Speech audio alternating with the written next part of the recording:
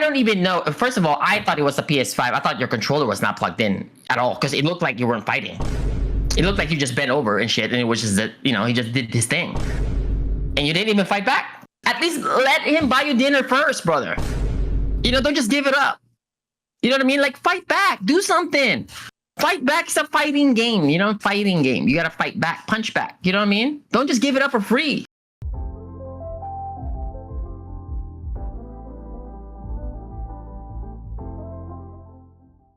Hello, gang. It is I.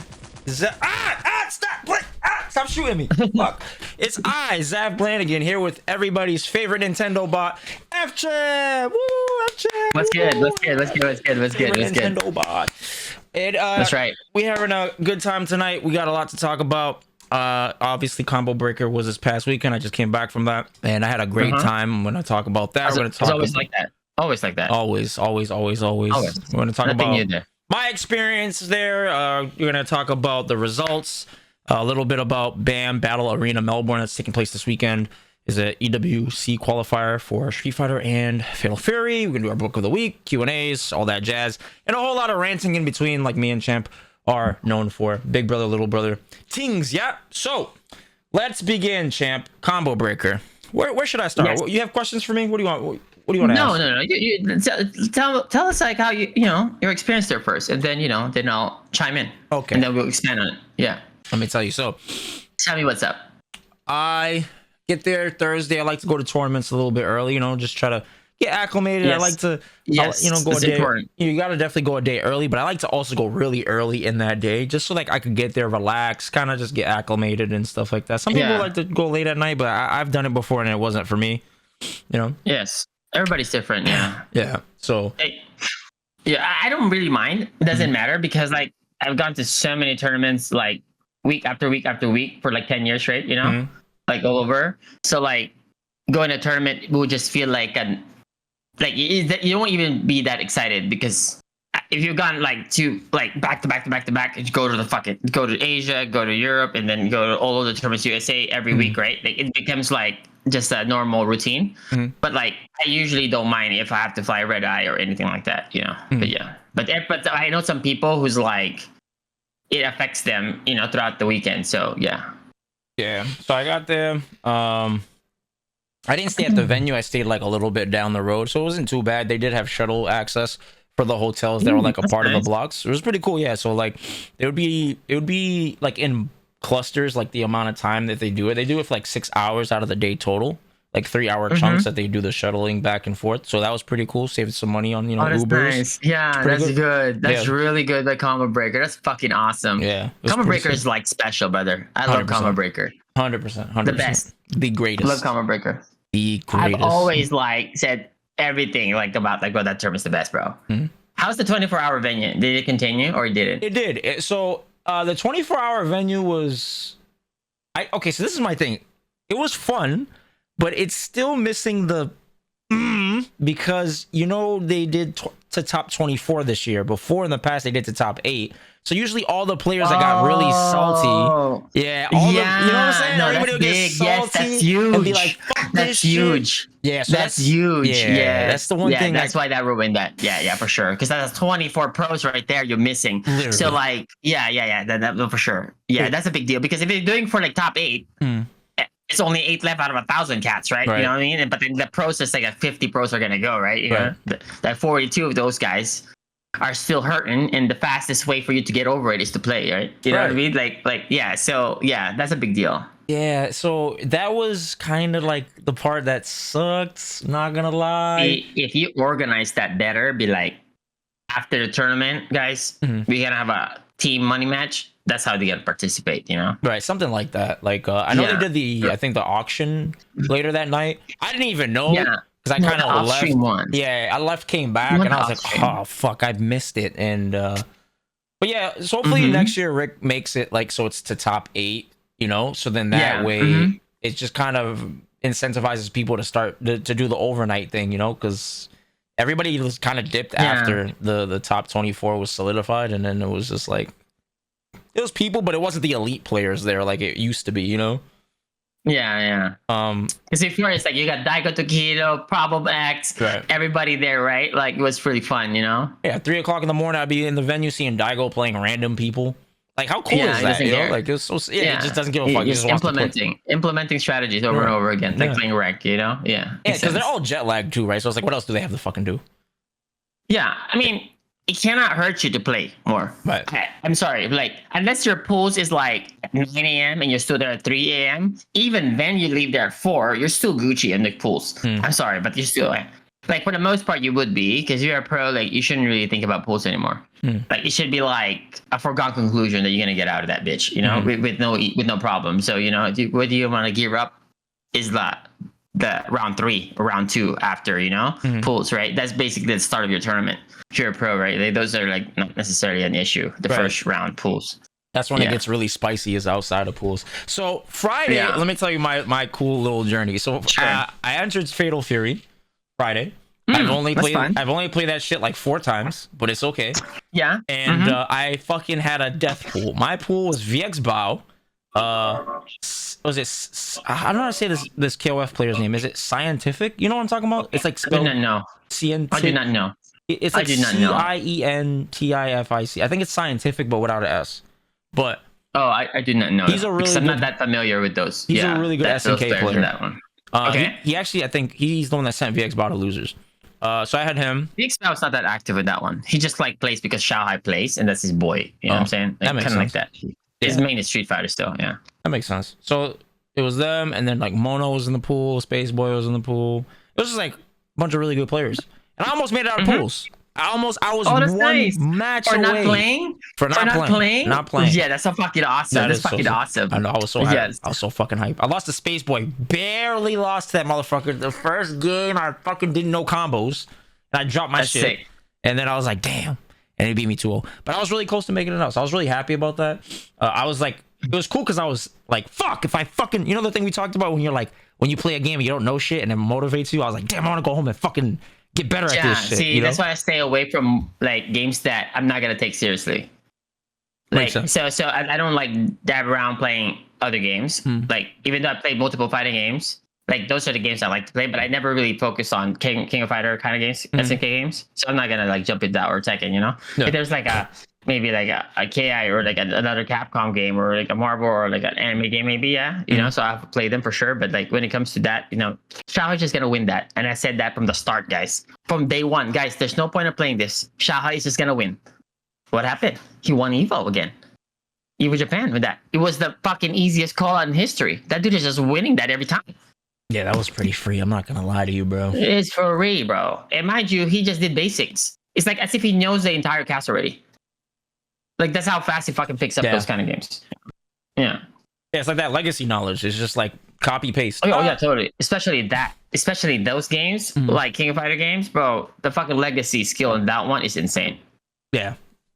Because a lot of those games are so similar. It's not like Street Fighter. Street Fighter like changes drastically. Yes, drastic. From Street Fighter 2 to Street Fighter to Alpha, then Alpha to Street Fighter 3, bro. The third strike version, you know? And then you go to like the CVS 2-ish, whatever, right? And then you go to Street Fighter 4. Fuck your legacy skill, right? Fuck it. Like, it's all gone. That's and then true. You go to 4 to 5, brother. It's like a brand new game. There's no more lights, all mediums in that one. And then now you go from 5 to 6. It's like a combined Street Fighter 4 and Sum of 5, or Sum of 4 and Sum of 5, and then extra salt and pepper, and there you go, Street Fighter 6. It's like fuck your legacy skill. So that's why it's really like different in the Capcom games because it comes to that. Like for instance, like, you could look at it in Marvel games too as well. Like the Marvel 1, fucking so different. Marvel 2, so different. To Marvel 3, so different. Then MVCI, so different. So it's just like that. So it's like they always make sure that the legacy skill is not as much like would affect the next version of their game because so they want to create new talent, new blood for it. Yeah. So far it's great for them, So do you think like Street Fighter players kind of have an edge because their games are so different that they're forced to learn? You don't think there's any advantage to that? I mean, there's always advantage because but there's also like disadvantage in that one. Think about it. How many players do you know that's always complaining like, well, in back in the day when these fucking Street Fighter here, you know, like that's a disadvantage because you're supposed to be thinking progressive when it comes to your games, right? That's the second time I've heard your voice that deep. That shit is mad funny. Like I'm just saying, like just copying like these guys, you know. But when it comes to fighting games, you just gotta look at it like, okay, well, these are the rules of the game that I'm trying to beat. I just gotta abide with the rules and play the game within the rules better. That's it. Like fuck the emotions that attaches you from the fucking previous games. It shouldn't matter. Word. Like so, but you're gonna have your preference what kind of game you like, you know. But then if you actually think about every single Capcom game from the first iteration of their, you know, whatever main title they have, it's super volatile every fucking second season of it. Guaranteed. You get 5. Five was it's like that. But then they tone it down later on. So it's the same thing as this one. That's why I already expected the craziness. So I never really bothered complaining about it because it's just like that's normal, that's expected, you know. What was the most chaotic? What was the most chaotic beginning? 4, 5, or 6 in your opinion? Like season 1. Well, if you think about 4, how busted that shit is, but we didn't know any better because like you see like 4 was so busted, right? Because like even in the arcades in that one, it's like you got Sagat who would do like 70% of some random trade DP, right? Right. Like and they have FADC too as well, and then the fucking forward roundhouse just doesn't. Like you cannot whiff it. Like if you whiff it, it just recovers right away. And then like his tiger shots recover so fast that especially the high shots, right? So he's just the guy was super broken, but he's not the best character, even though that's what people thought. But it was eventually, if you maxed out everything, it would be like Akuma and Seth in that one. But then you got Akuma, Seth, Viper, Rufus. It was so broken. Everything was so broken about it, right? It was ham, right? In that one, in that game. But then they toned it down in Super actually. But then they made like that's where the unblockables were sort of like starting to be discovered, you know, some mix-ups already, you know, and then the AE happened. They even became more nuts than ever. The season 3 is AE, right? And after that one was the AE 2012, and that's when they kind of calmed down. That's why you see more infiltration, jumping back fireball, Ryu walking in and doing more fireball. So it's just like that. It took them 4 years for that, right? And Street Fighter 5 for first 3.5 season was bonkers. That's expected, you know. That's how it is. So if you're expecting Street Fighter 6 to slow down in season 3, yeah, they will, but not by much though. But this for sure they're gonna slow down a little bit. But it's gotta be the next season will be like the more calm version because that's when the hardcore players are like you know, if you're still playing it on season 4, that means you're a hardcore player already. So they're just gonna go please the hardcore fans instead of like appeasing the, you know, the new players, trying to keep them in, right? You know, so if you kept them playing it for 4 years, then yeah, you know, so yeah, so that's what they do. Okay, so so back to combo breaker. Okay, so I almost make it out of pools, I lose, whatever. But so then I go and I actually played a lot of like City that day. It was pretty cool. I was getting some advice from people and recommendations. People tell me I should try Marco because he has a faint fireball which looks insanely fucked up. Have you seen it? Like it literally, you know how like what game are we talking about? In City of the Wolves, Fatal Fury. I don't. But listen to this. Like, listen to how fucked up this character is. Yo, this character, he does so much damage, right? He has insane mix off of every hit. But then the fucking craziest part about this character, in my opinion, is he has a fireball feint where the fireball actually comes out.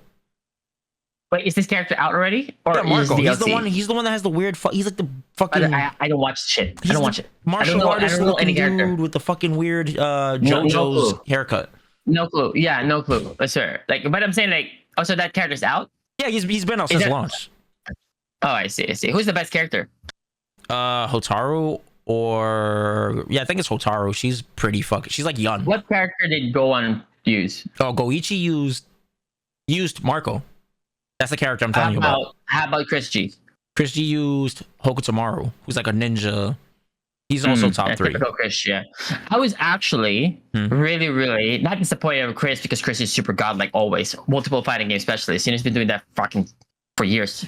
Like I remember like we entered tournaments and we just enter a bunch of shit, right? I would enter like 5, this fucker would enter 8. It's like, what the fuck? You play that too, bro? Like, you know what I mean? Like he's just like super crazy. Like, I always love Chris, always support Chris.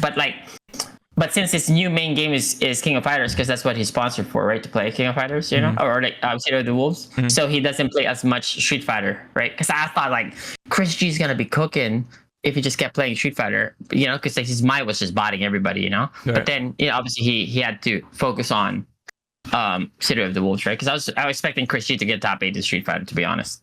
But then, you know, he's obviously put most of his energy to City of the Wolves. Yeah, it's hard to do both, guys, because you have to coast in one.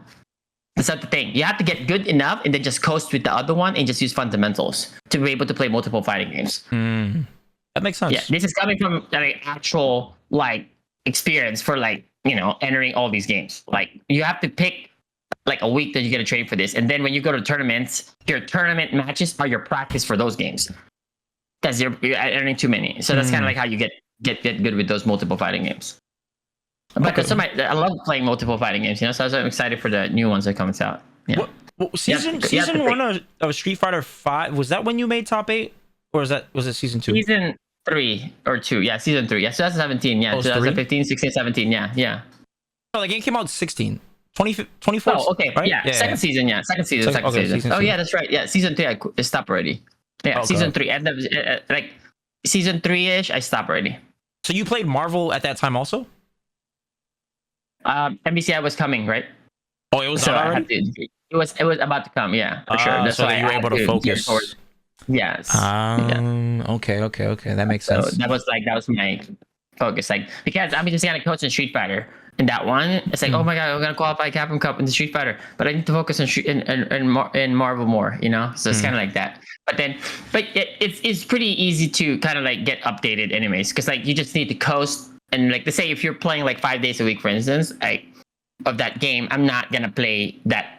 Like I'm gonna play like the other game that I'm maining 5 days a week, for instance, right? And then the next week, I'm gonna go cram all of that and fucking play 3 straight days of the other one that I want to like get my skills back up. So at least I'm collecting all my problems, and then I'm gonna go fix them all at once, and then I'm gonna go back to my main. It's kind of like that. So my level up will be like you know, like level, and then like you stay there for a bit, and then you fucking level again. But I found it's more efficient for me, at least, because like I've collected all my problems already, and then now I'm just gonna go fix them one by one like that. Oh, okay, so it's just write them, and then there was that, and then I go back to my main, and then so it's my level up is through like reps. But like, getting top 8 is like pretty straightforward. I don't think it's that difficult for to do that, at least to those games that you're playing. But to win is the goal. That's why to get to top 8 there was like not a big deal, you know. It's like, oh, of course I should, you know, kind of like that. You know, this is always the feeling.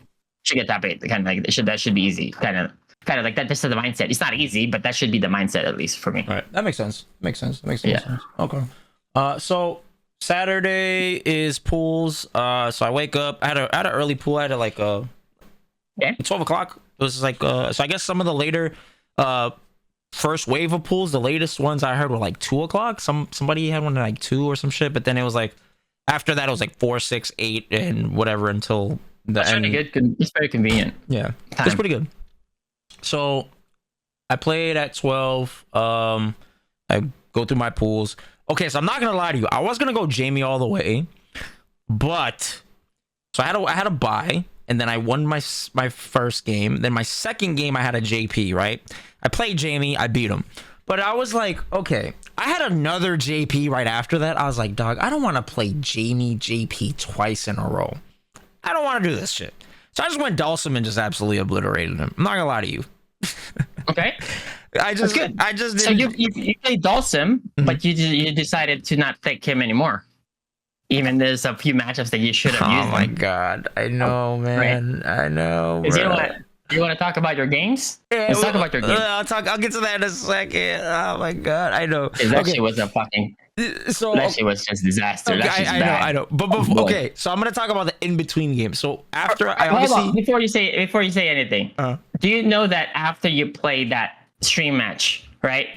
It was they had to call 911 with that one. That shit was so dirty. They upload that shit straight to Pornhub, brother. It was bad. Zaferino getting, you know, XXXXX. It was so bad, brother. Like, I felt bad about that shit. I was like, brother, they had Zap already in porn, bro. That shit's crazy. They did you so dirty, bro. They had to call the cops in that shit. It was bad. They did you so fucking dirty, brother. I don't even know. First of all, I thought it was a PS5. I thought your controller was not plugged in at all because it looked like you weren't fighting. It looked like you just bent over and shit, and it was just that, you know, he just did his thing. and you didn't even fight back. At least let him buy you dinner first, brother. Don't just give it up. You know what I mean? Like, fight back. Do something. Fight back. It's a fighting game. Fighting game. You got to fight back. Punch back. You know what I mean? Don't just give it up for free. Oh, actually, I told myself today I'm going to be nicer to Zaf. Actually, I'm not gonna, because obviously he's hurting about that. Zaf, I'm sorry, brother. I kind of, usually I get carried away that way. So my bad. My bad, Zaf. My bad, brother. Don't end the stream. Okay, so I'm sorry. Yeah, that's gonna get edited out, okay? But so anyways, so the next, so before, oh my god, where the fuck was I? Oh yeah, I was gonna play Cien. So before we talk, or after, we'll talk about that after.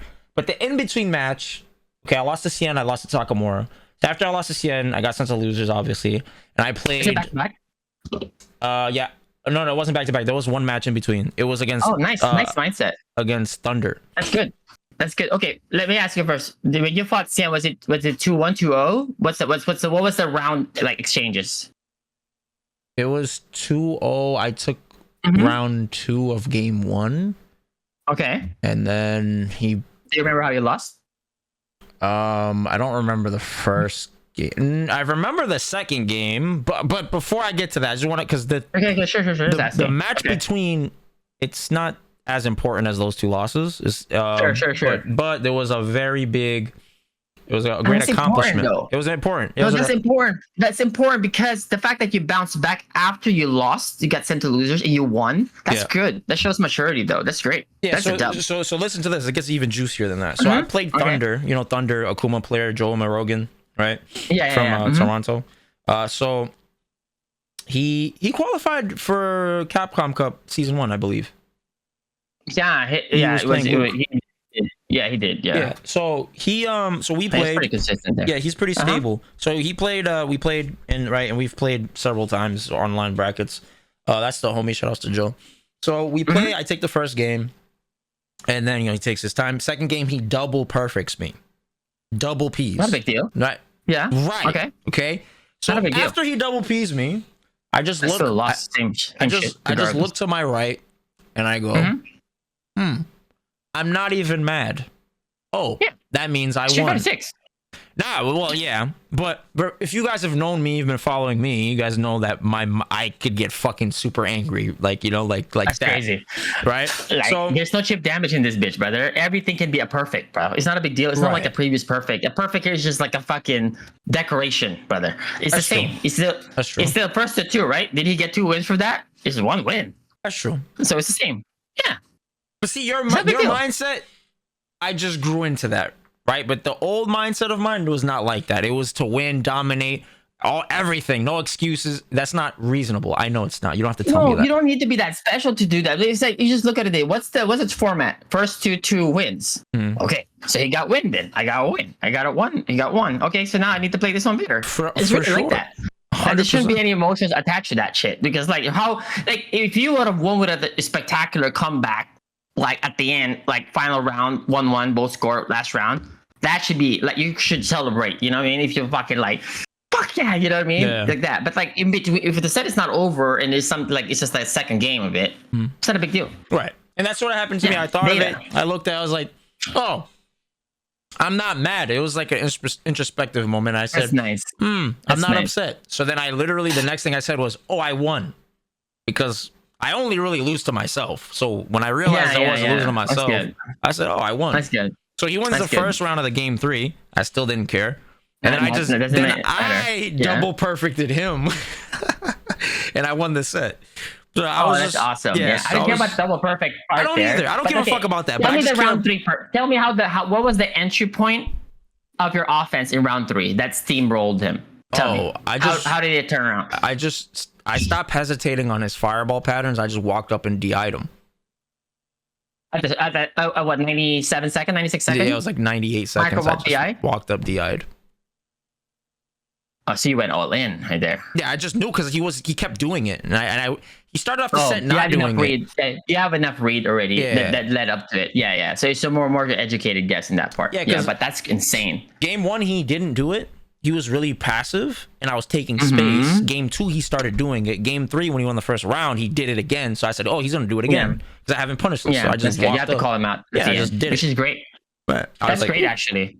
And I actually want to expand on that one because I remember I was telling you about, let's say I'm playing somebody, it's like any game, doesn't matter if it's Street Fighter, but let's say I hit this guy and then now I'm going for a mix up and then I grab him, whatever, and then I go for a mix and then I have like a 90%, 80% life lead and he has like 10%, right?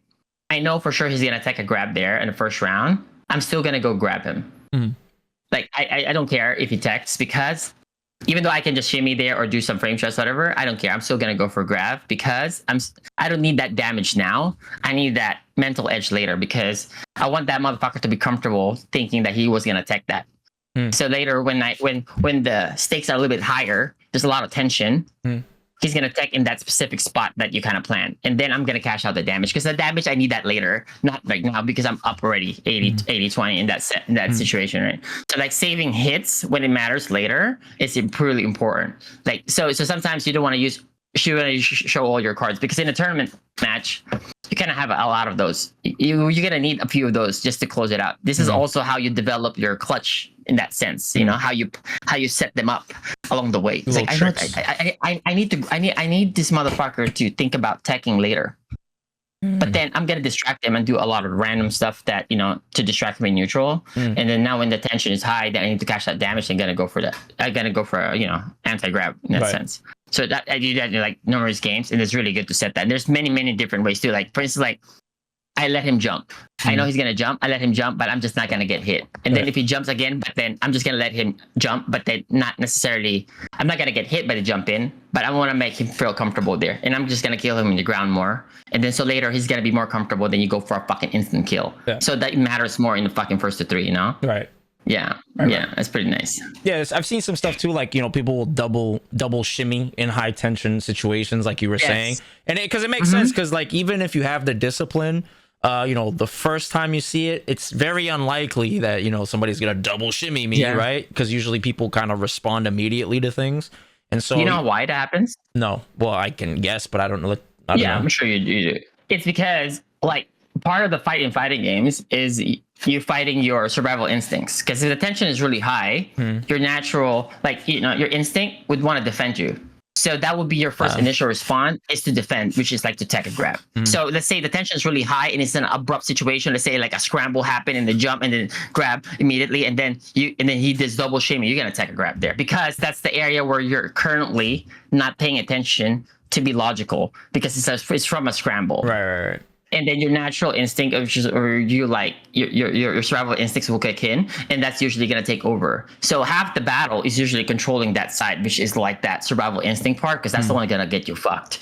So that's why I try to remove emotions, all of it, when I play, because it's the best, because I don't have to deal with that fucking my ancestors, you know what I mean, running from a tiger, you feel me? Like I don't want to deal with that shit. They fuck those fucking idiots. Like, build some weapons already. Fucking motherfuckers got slain by the tigers and shit, That's idiots. Funny.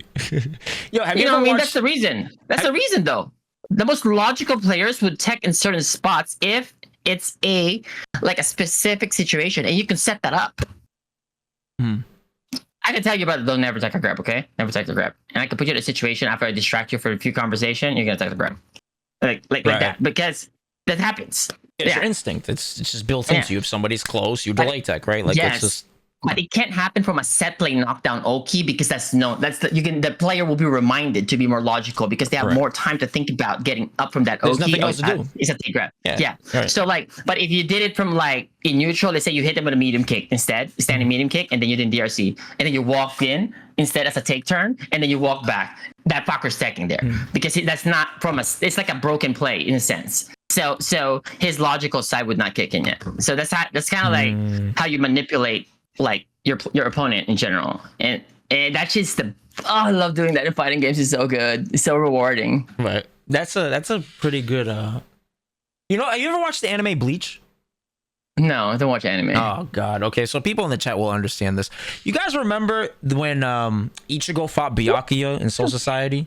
So the reason why I'm bringing this up is there's like a scene where Ichigo's running around the dude so fast, he's trying to hit him, but he can't catch him because he's so fucking fast, right? And then he decides, okay, I'm not gonna hit you where I see you, I'm gonna hit you where I think you're gonna be, right? And then the reason why I bring this up that's is how you play. That's how you guys to fucking right. Takamura. That's how you Takamura fucked you. I mean, like I'm bodied you. I'm sorry. I'm sorry. I got carried away with the more words. Jesus. I'm sorry. I didn't mean it like that. You know what I mean? That's what happened. You kept pressing buttons. And I need a little bit of tact. Zaf. Yo, Obama. What's up, man? Remember that Filipino dude I told you about? He's on the West Coast. Yeah, the one with the roof. That roof. Oh, yeah, that you. Yeah, and he has a nice little yard with the picket fence. Yeah, that's the house. Okay. All right. Thank you. Bye. He's gonna be getting a shot. Zap. What's up? I'm sorry. Okay. I'm sorry. Okay. I'm sorry. Don't worry about it. Okay. Okay. What do you want to talk about? Noah, okay. Hello. So, sorry, I had to handle some business. So yeah, let's talk about the Cien match, right? We talk about Cien and Takamura. You want to? No, let's talk about Takamura. Okay, let's talk about Takamura. All right, I could pull up the match if you want to watch it, or do you want to talk about it first? No. Because we have audience that's not 18 yet. Come on, you got to be reasonable here. You got to be a responsible adult. You don't want that. That's, you know. You want to share it? You want to risk it? Go share it. Come on. Let me see. Let's watch it. Hey, stop. Hey, stop. What's up? Just play it. Okay. Come on. Share it. Okay. All right. Let me pop this up. My bad, guys. Damn, it was 3 minutes. How about an assessment on this one? You want a professional assessment on this? I already know what happened here, bro. Yeah, go ahead, hit me. Just give me the medicine. I don't want no fucking sugar. No. Seriously, it's because here you were trying to counterbait with the whiffing lights instead. Yep. To make them whiff so you can whiff punish them. But the one thing you fail to understand that when you're fighting a pro, every pro will play a certain way early in a tournament because they need to preserve energy in general. So they're going to play you a very standard approach, which is like not a turly way, not necessarily passive, but just super reactive, staying in one spot. But then you keep walking in and pressing preemptives instead, right? So you get getting whiff punish nonstop. And then obviously you would get this feeling that you're just turtling over and over again against you. Did you get that feeling? Yeah, it makes a lot of sense. Okay, so the only thing you had to do was to walk in more, very greedy. So they have no choice but to press a button, and then now you get to do yours. Or you could do walk and jump instead. So they press a button, and then you get your dive kick, whatever, Right. But we didn't do that, Yeah. Okay, that makes sense. So I have to force responses with my movement. Yeah. Okay. And then every time you walk in, you press anything, he just whiff punish and kill you. And that's what pros would do, especially early on in a tournament, because that's the most standard way to just be consistent to get far anyways. You just play the same across the board and then just make subtle changes, right? So yeah, and that's what's missing there. And we in that stream, I don't know if they had the audio there, but they were playing Boys to Men, I'll Make Love to You the whole time, brother. From the start, brother. They were playing that song, bro. It was bad, bro. It was bad. They playing that shit, bro. There's candles and shit. It was bad. I don't know what commentary who's doing. Oh shit. You know what? Don't forget those guys. Let's just focus on the video. Let's focus on the video, brother. Zap. Let's just focus on the video, bro. Is this gonna be quick anyways? He didn't buy you dinner in this one. Oh my god, this is why I get in trouble sometimes. Okay. Because I just can't stop talking. Let's start this up. Okay. I don't know why the fuck I wasn't in range off of that. This is normal though. This is normal. You're always getting hit anyways. The whole game was this, brother. But now you're cornered already here. I don't know. Wait, how did you get counter hit there? Actually, by the Jin right? What did you try to do? I'm pretty sure. Especially round one. Especially round one too. You medium punch? Yeah, I tried to crouch. Brother, you clearly medium punch. Why would you do that? If you just delay medium punch, would have been good though. Like on frame 5, frame 6, then you would have counter hit if they went for overhead instead. I usually try to OS there, delay timing, but the delay ends up being a regular timing because the fucking system just absorbs shit into the ether. So I think I just mistimed it, to be honest.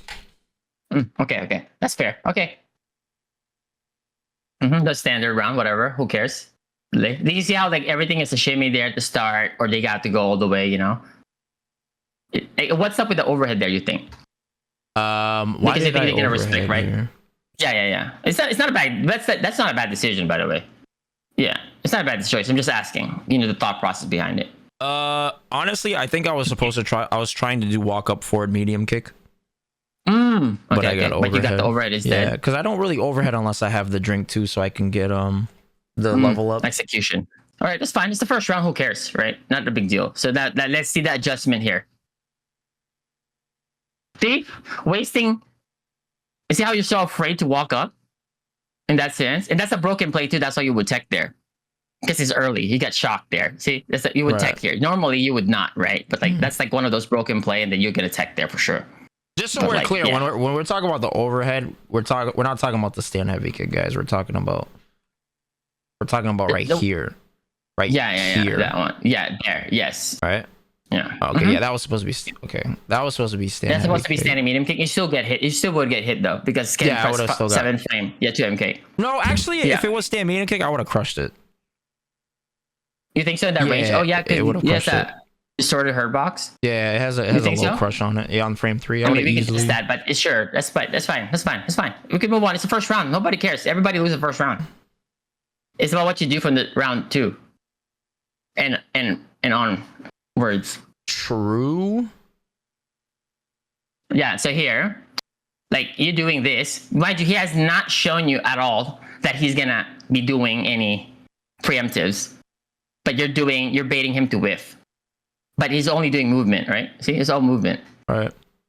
And then that's a pretty good take turn, fine. But not as rewarding. See how you walk in there and jab? See, he just waits. Not take turn. All lights too, non-committing. Boom. Bro, I fucking just could not. I wanted to check. Actually, I wanted to have somebody check out your stick there if the turbo was on.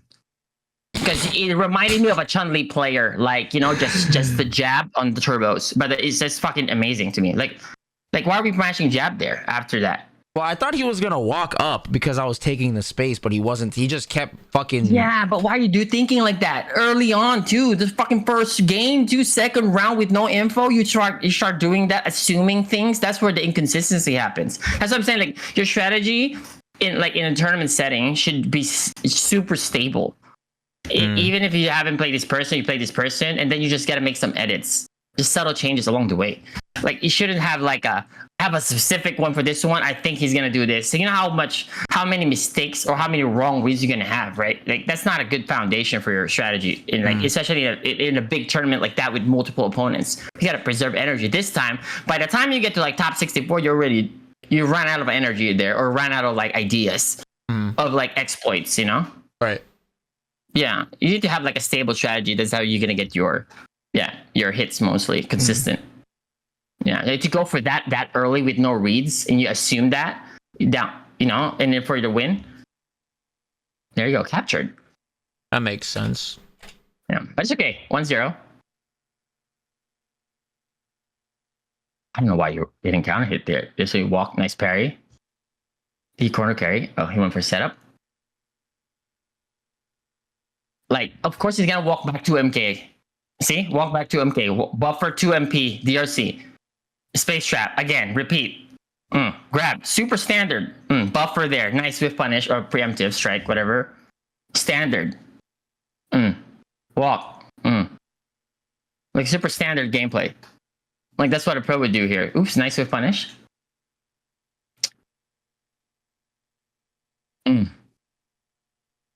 Nice drivers. I like that drivers a lot.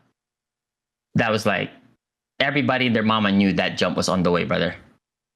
Everybody. Even my Uber driver, brother, knew that shit.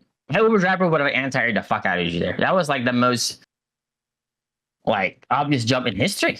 But it's okay. You made a mistake there, so it's fine. You pay for it. But this is like losing. Pause it. Pause. Yeah, losing the first 3 rounds, it doesn't really mean anything as much, because like you just need to win this round, and then you could get sort of like remove his momentum, take his momentum away from him, and then you can kind of like go back to the standard. And if you somehow steal this one, then now back in the game. So like usually that's why you see a lot of like first 3 rounds wins from the other side, and the other guys just start coming back slowly. You see that shit. You've seen that shit a lot in this tournament actually. But like but here, what were you thinking in this situation? I knew that there was some sort of like hole in my approach because I felt like I didn't feel like I was gathering information the right way.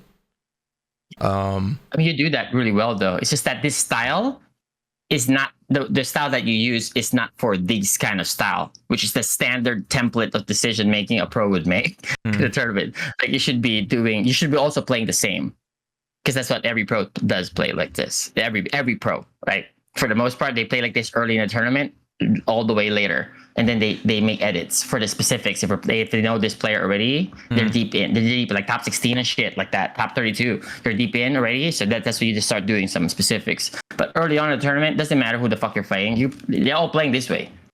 You just gotta play this shit better. That's all. It's like you told me a couple weeks ago, like how the way I learn or the way I play is like for top 8s. It's not for like leading up to the top. So that's like the thing I'm trying to. Yeah, I'm trying to figure out that part.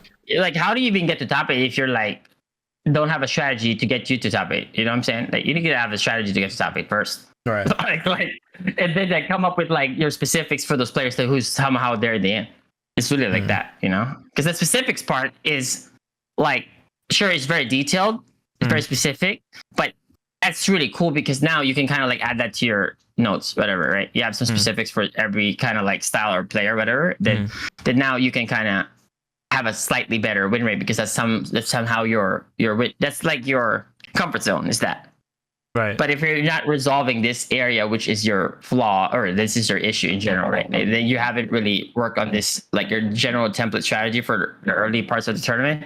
Then you're always gonna have that issue that, damn, I want to play that bro so bad, but fuck, I got cooked so hard by the people that I'm not supposed to lose to, And that happens a lot to people because that strategy is like having that strategy where you can just be super controlling, like, but not necessarily doing too much, right? It's like an explosive style, but you're not necessarily doing a lot, but you're also not taking a lot of risk. But then when you get your opportunity, you fucking kill them. Everything's optimal, It's like that. But instead, you were like walking in and pressing your own shit, and then that plays into his game, which is just playing that strategy of being reactive and making you go around his range. And then he just, presses 2 MK with priority, and then that's it. He just cooks you. Yeah, that makes sense. Yeah. Yeah. But you just need to walk in more and not press these jabs or shorts and shit. So he ends up pressing a button, and then you get your whiff punishes. See how you duck there right away? Do you see that? You did preemptive again. You see, look. Like, why did you they have to be greedy. See, he's already walking back, right? So he's going to walk all the way there if you walk. And then now he has to stop midway and think like, shit, I need to fight my way because he's going to walk me down, right? But see, you do preemptive, right? And that's how he gets his opening. There's no reason to do that. Like, because like every pro would play this, and then you're baiting, and then you do this, and now he gets his turn, and now he's gonna DRC or Jinrai, whatever. Okay, he didn't. Okay, cool. Yep. Opportunities, tech. I thought that was a fucking. Oh, that sucks. Yeah, because I thought it was airborne, and then I just reacted so fucking fast, and now you have no choice but to take this DP. It's so bad. Well, it doesn't matter what you make, what decision you do here too. Yeah. Everything is just it's right and wrong. You have to just make the correct one. Whatever. It's just that, but you lost because of the general one. See how like he plays it super safe still, and then you get a whiff here too, and then he kills you. Yeah. Or he parries this one and just dies. Yeah. And the most obvious one there, because like that parry would cover what the drive rush and the palm. Yeah. And there's no jump too in that range because you have no drinks. So GG. It's like a super checkmate, even though it's not a checkmate. It's a checkmate, right? How do you win that? Yeah, because like that. So it's super stable. He has all this info on me, and I don't have any. Well, I haven't done anything with the info he's shown me from. Yeah, you're just basically like hoping that they start doing what you want them to do, instead of like you made them do this or you made them go to that direction where you kind of want them to start thinking to go there, right? Yeah. You know, it's kind of like what he made you do, you know. Yep. Like this, at least let him buy you dinner first, brother. This is like at least a Subway, G. You just gave it up. You even picked him up. You know what I mean? That's all bad, brother. Oh God. He got to do all the work right there, and you did everything, bro. Takamura just did you dirty right there, brother. It's okay. Are you sure? Are you sure after this you didn't go to the tattoo place? He didn't tattoo his name behind you? Are you sure there's no Takamura behind that? Oh my God, bro, that's so disrespectful. Fuck you. No, that's how you gotta do it, brother. I want you to remember this shit. I want this shit to hurt, bro. So you remember this shit. Next time you feel this way about this strategy, about this way, because you're gonna run into this one, real shit. You're gonna run to the same exact approach because every pro plays this way. Okay? I want you to know, to remember, to be reminded about this. You know what I'm telling you. I'm not doing this shit on you, but I'm telling you this so it fucking sticks. All right. So it sticks. It's like this is like you just walking more and stop pressing buttons. Yeah. You walk. You got scared. Instead of walking in, you do preemptives. Like, bro, has he ever shown you that he's gonna do preemptives? Yeah. So honestly, it just sounds like I don't know how to switch between the brain of playing lower skilled players and high level players. I try to find the style to play both, but you can't do that. Not in this game, especially yes, because you can. That style. Which what style? Do you mean? Like what every pro would play, like this style. The simple, straightforward, not passive, but not too aggressive, and then adjust. Super reactive, but not passive, okay? Like that style. And then like decisions are super simple. Take turn to MK this, that. Offense is just grabs, jab, jab, this. That's like a standard tournament strategy. So it doesn't matter which pro you play, which whatever skill level you gotta play this way. And then by game 2 or round 2, you adjust very subtle changes, and then it goes on from that. But you all do that from the that's your plan already from the gate, because there's no downloading that strategy. Okay, and it's contingent to what the opponent is doing. That's why players can be consistent, because they have a strategy that works across the board, but they're just gonna make subtle changes. So what you're doing is that you're trying to find a specific style, strategy, tempo for X player, and then another pro. I'm like, brother, that's not sustainable. What the fuck? Right. It's like it's not sustainable at all. Like you gotta have like a really good template in general. Like so you don't have to. So you just reps. So now if you actually lose, you know exactly how you lost, and then you just fix that and just make some adjustments to your template, to your own version of the template, and then it's just like that. Repeat again, and then you refine it, and then now any tournament you go to, you're cooking. Sure, you're still gonna lose here and there, fine, but your win rate is higher. You're more consistent, and that's the strategy that like pros like has. You know, I guess like most pros would have. You know, but like that's really key in general to have consistency. Maybe I'm having a commitment getting issue. Nervous. Maybe I'm having commitment. Maybe I'm having a commitment issue to strategically, because I'm trying to like build something for every possible player, right? Which is gonna only add to like mad confusion and make it way harder for me to adjust. And it's not sustainable. It's not sustainable. It's not sustainable too. Yeah, you're not gonna remember all of them too. Yeah. No, so you gotta have a general. It's like this. Do you have when you fight against Ryu or Ken and Akuma? Like, sure, they would have some little bit of specifics, right? When you fight against a Shoto, but at the end of the day, you play it standard, the same, right? The same, and then you just make some slight changes depending on the strengths of the characters, those characters that would do to you in certain parts of the neutral, right? You know, but in general, you will play against a Shoto. Like we have a strategy versus a Shoto with a slight deviation depending on what kind of Shoto they are, right? When you fight against a grappler, you have it's similar, but then you just a slight deviation, right? It's like little bit of specifics like that. So it's more reasonable to execute the strategy with a high accuracy compared to like having so many specifics for this one, for this one, for this one. Now you have fucking 26 folders. Yeah. Instead Literally, of like having 5 folders that more concise. And then, but we just like, you could just have a general template strategy, but then just make sure you have enough areas where your branches would like branch out a certain way that would allow you to adapt from that. Like the template should have the ability to branch out, and then it's like it should be easy to execute. You know what I'm saying? Like it should be straight up. Like it shouldn't be like that complicated. Okay, like that is like what at their level like that. It should be that way. So when you play. When you lose there, it's just like the matter of like, damn, I don't know why I kept going for A for no reason. I should have just gone for B's, bro. This dude was only doing this. So that fix will be super simple. So now when you go to game 2, I'm just going to go C's and B's and D's. Yeah. Fuck the A's, right? It's straightforward. Instead of like reading an entire book about, yeah, what did he do again last Tuesday? Like, you know, they start reading these things. Yeah, that's not reasonable. Especially imagine doing that for multiple tournaments. Brother, good luck with that one. That's like I was playing Daigo and the exact problem that you said popped up. Like we played a set and it was super competitive. He beat me 5-3. But every single point of entry, I'm not even fucking lying to you, was literally the same tactic. And I knew it, but I was so mentally spread thin. I was not like actually changing on that. He's not playing you special. He doesn't even know you're playing. He's playing you. He's just playing the strategy. Right. This is in a tournament. He keeps refining it. That's how it is. Nah, I'm not gonna lie. I feel like he knows. I feel like of course he knows you, but he's still gonna execute the strategy that he needs to keep like doing.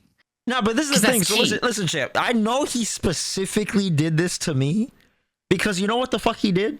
He just kept doing air fireball in the middle of scrambles, and I DP'd every fucking time, and it whiffed. And then he's testing you. Yeah, he's testing you. And he looked at me and laughed. I was like, "You motherfucker!" I mean, he's casual. So you know how Daigo be sandbagging, brother. He doesn't care. He's having fun. He wants to see. Hilarious. Like also, Daigo learns through like specific like experiences from different interactions, right? So like, let's say he jumps fireball and you DP it, and that. Okay, what's the next few? What happens to that situation now? What does it lead to? I never like adapted. Like, you know what I'm saying? So collecting those data that then he can now further use in other tournament matches that if he ever fights a Jamie, it's good to know. Like it's good. He probably knows it, but it's good to experience something to confirm it. You know, like that. That's why when you play those things, you try to practice that template over and over again. Yeah. So that's why I should probably make that as my homework for the next 2 weeks. Is like.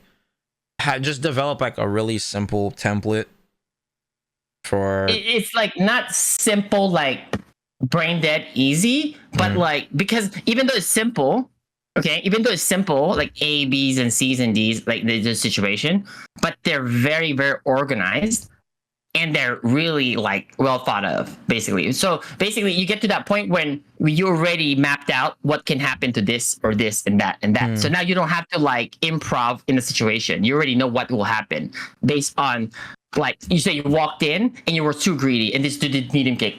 Oh, all right, I didn't know it was spacing. I'm gonna walk up, Michael walk slightly and then stop at like 2 pixels and just keep standing. So that's whiffs, right? You don't need to like let me eyeball it really where I should stand. You don't need to do that because it's mapped out already, right?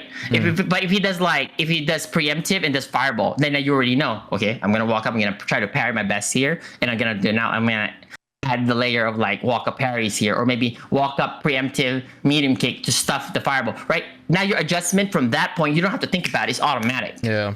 Like that, but it needs to be mapped out. You know what I'm saying? You know already. So now when you're playing a tournament, you're not necessarily using energy as much. You're just executing. You're just playing, clicking play.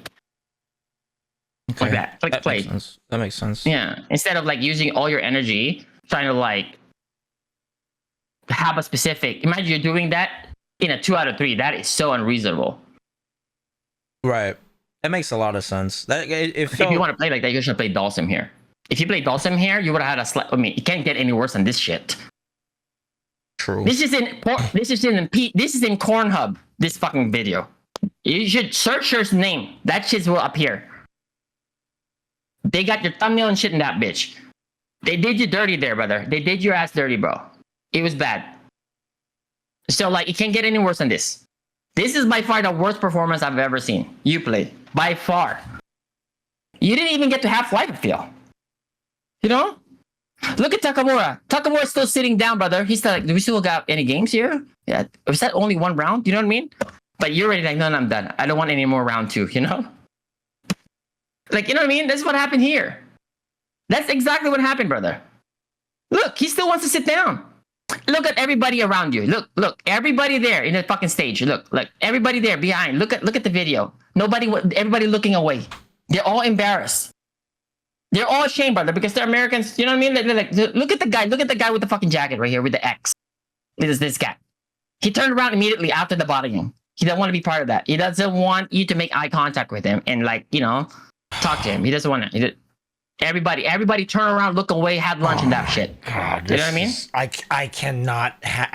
I can't have this happen after CEO. I refuse. I refuse. Let me tell you something. I need to fucking. If you can't handle that, like that kind of like conversation, I promise you, bro, my boys. It's not that I can't handle it. I can't fucking give you the satisfaction of saying that shit to me again. Use that motivation, baby. Come on, and I will help you. Okay, but like I'm saying, but I gotta do this to you like this, so you fucking remember the shit. The shit hurts. Oh my God, I feel like I just got verbally beat by Joe Jackson, bro. Fuck. Okay, what's the? Okay. This is like I got bodied right in a tournament. I forgot the tournament was that. I think that was like final round. I got bodied. Okay, and then the moment I got home, I got like third place, by the way. Okay. I had like 800 cats. Okay. I got home. This was the music. My boys were there. You know, it's like my boys like, oh, what's up, guys? Yeah, I was a tournament like that. This was the music. Wasn't the title of that song? Like just a beat. Oh, okay. Here we go. Here. Oh, here you go. Here.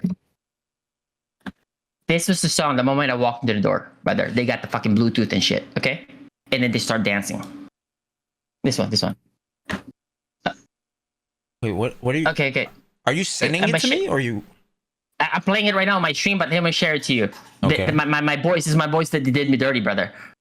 Like. Let me send it to you right now. That's how my boys did me. That's how they do it. Okay, because they know that's gotta get me motivated. Well, guess what? What the fuck? The moment I landed, brother, I got home, bro. I didn't even fucking unpack that bitch. I went straight to fucking playing shit, training. You know what I mean? Like, I made sure we got it done the next time around. But like, what I'm saying is, that's the kind of shit that like I did not want to fucking come home and fucking have these different musics and shit. Yeah. To come play. You know, I want a fucking. Like, yeah, that's right. We're gonna go fucking eat or something. You know what I mean? And that, you know. But that's how you do it. Yeah, But if you're like the kind of person that would like go to like, let's say, a Catholic church after getting, getting like being part of a content, being part of the content of Takamura's OnlyFans, right? Okay. If being part of his content, then I would not do that to you, right? You know, if ever, right? I would not do that to you. If ever, I would message the priest inside and tell him, like, I need you to fucking say these things, brother. You know, I need to motivate. You know, I would do those things at least, but I would not say that directly to you. Like, you know, I will have him motivate you in that sense. That's how we fucking function here. You can't just like motivate them with fucking like tap him in the shoulder, brother. It's all good, baby. It's all good. You know, like you can cry here. Like, no, that shit doesn't work. I got 2 weeks, bro. For some people, you got 2 weeks. I'm gonna fix that shit. That I'm not gonna lose like that ever again.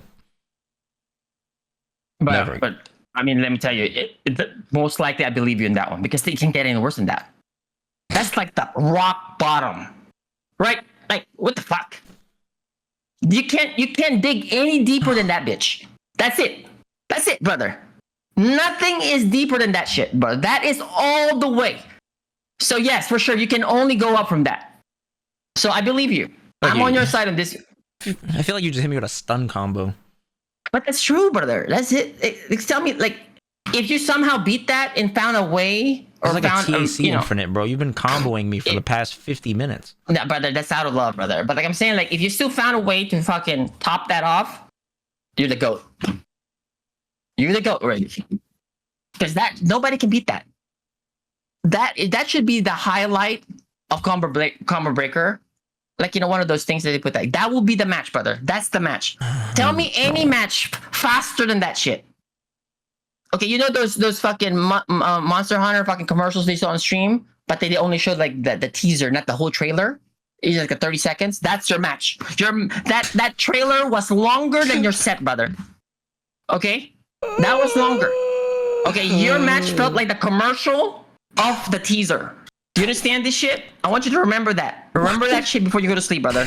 I don't want to be a fucking commercial. Goddamn. A teaser. You know what I'm saying? This is Think abusive. about that shit, brother. That shit's gonna go to your fucking head, bro.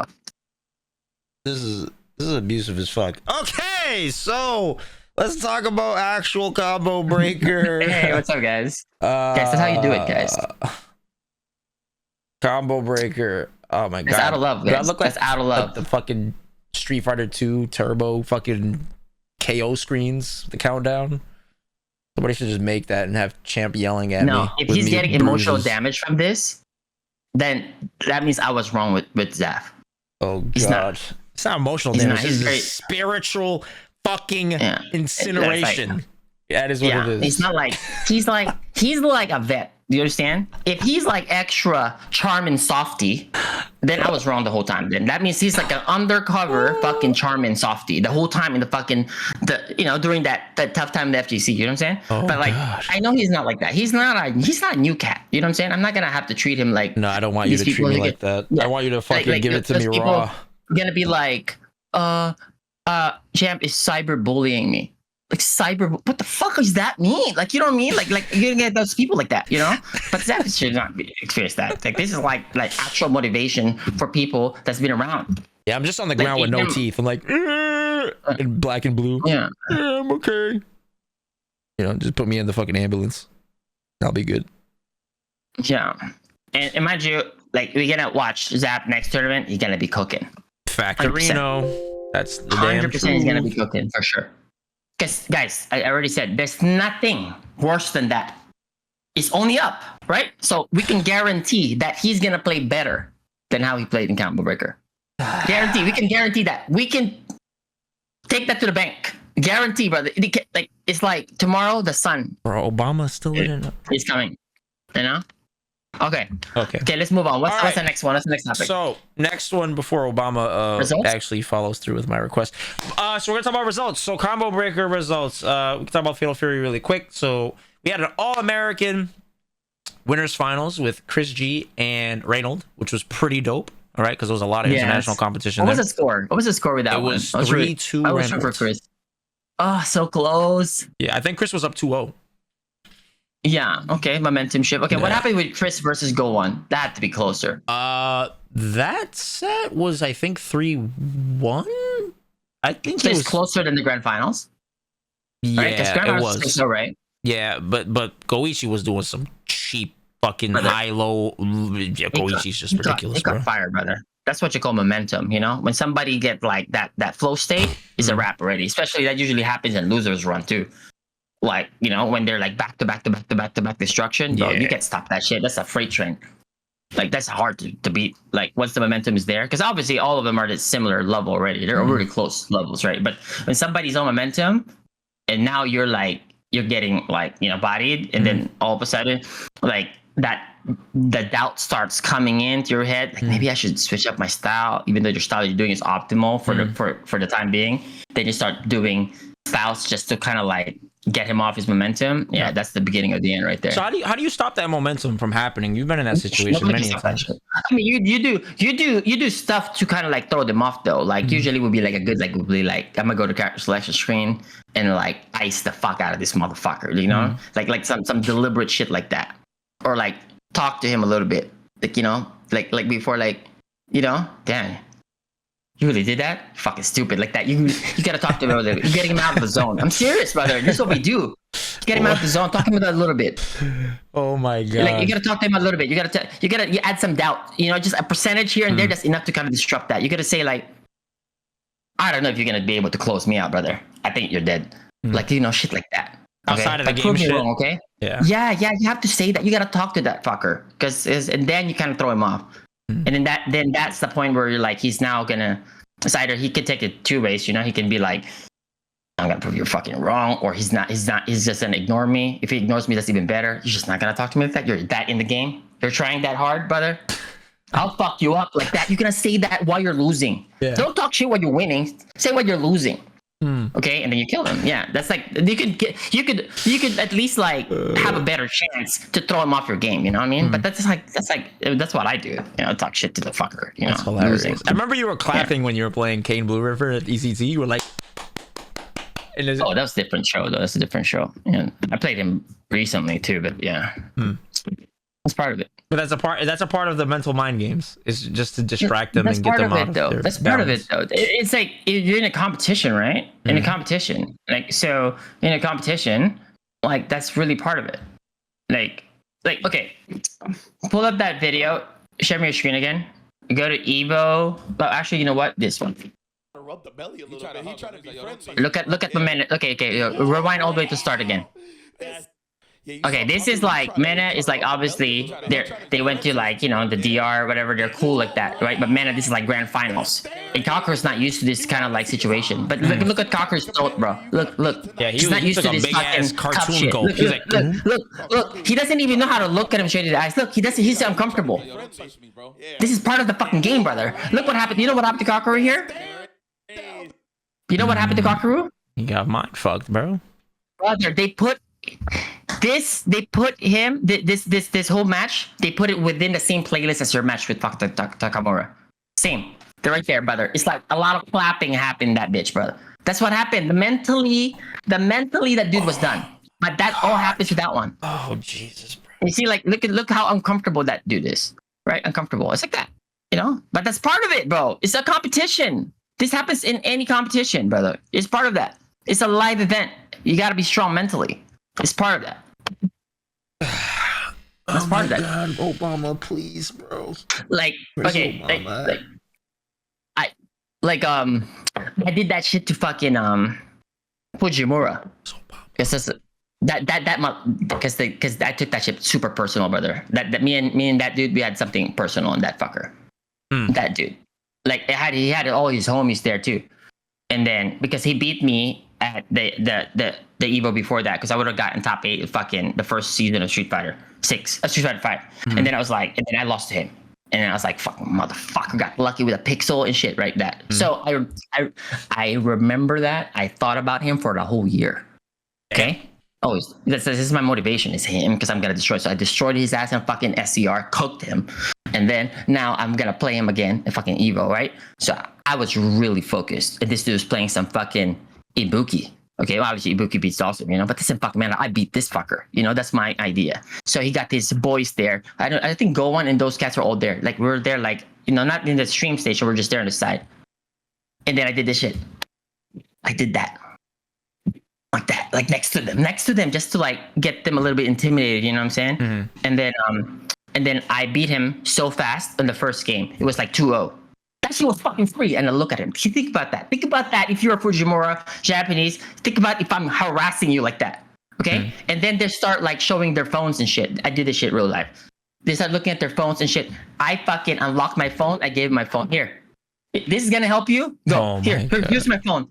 Okay? And they didn't know how to respond to that one. They didn't know how to respond. That fool must mind fuck. Resumed the gameplay. Right? 2-0. 4 rounds straight. Destruction. But I knew that was part of the antics of the game, brother. You have to do that. Imagine if I'm playing comfortable. Oh, good games. Good luck to you in the tournament. Like, motherfucker might get comfortable and start throwing some kunais left, right, and fuck me up. You know what I mean? Right. But then if it's like a high tension moment, I know that fool is gonna fold.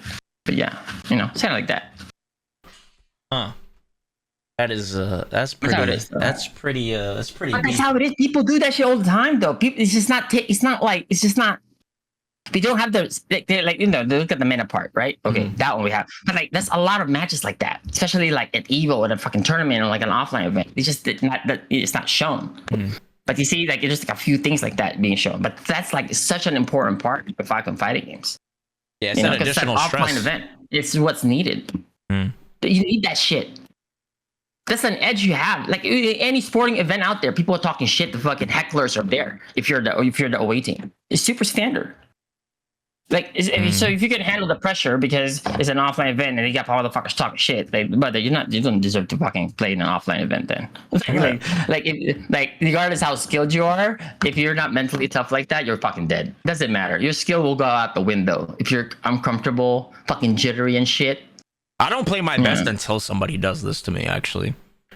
Yeah, that's what I love. I'm the opposite. I'm waiting for somebody to talk shit. Fucking absolutely. Yes.